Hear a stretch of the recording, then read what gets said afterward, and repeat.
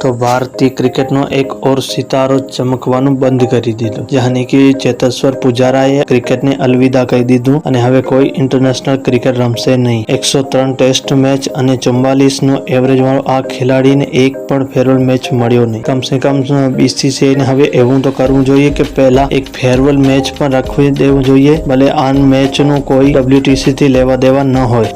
આટલા સમય સુધી ખેલાડીઓએ જે ભારતને પોતાનું યોગદાન આપ્યું છે અને ભારત જીતવા માટે પોતાના શરીર ઉપર બોલ ખાધા છે, એના માટે એક ફેરવેલ મેચ તો હોવું જરૂરી છે ને।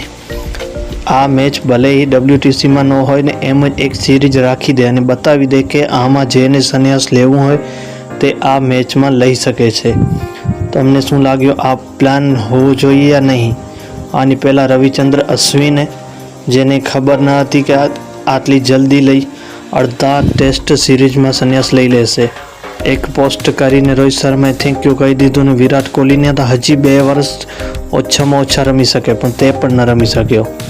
તમને શું લાગે છે, બીસીસીઆઈની આવી નીતિ સહી છે કે નથી? કોમેન્ટ કરીને બતાવો।